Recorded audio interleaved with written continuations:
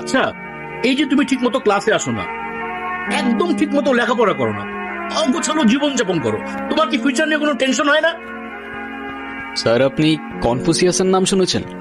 হ্যাঁ, শুনেছি তো।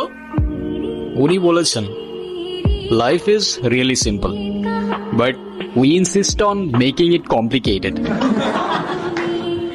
চুপ বেয়াদব, ওর সাথে তুমি ফাজলামি করতেছি? হ্যাঁ, যেদিন থেকে তুমি ইউনিভার্সিটিতে ভর্তি হয়েছো একদিনও তুমি ঠিক টাইমে ক্লাসে আসছো? আর এটা তুমি কি জুতো পরে আসছো? দেখে তো মনে হচ্ছে বাথরুমের স্যান্ডেল। ইউনিভার্সিটিতে কিভাবে হিসাব করে আসছো তুমি জানো না? আসলে স্যার, এক্সামের জন্য লেট হয়ে যাচ্ছিল তো, তাই আসার সময় পায়ের সামনে যেটা পাইছি ওটা পরেই চলে আসছি। আমি আসলে চাই না আমার এক্সামের কোনো ক্ষতি হোক। খাতা দিলাম, প্রশ্ন দিলাম, ওই যে ওই চেয়ারে বসে চুপচাপ পরীক্ষা দিন। যদি কোনো রকম নকল করার চেষ্টা করো বা উল্টা পাল্টা কোনো কিছু করার চেষ্টা করো, I will punish you. Sir.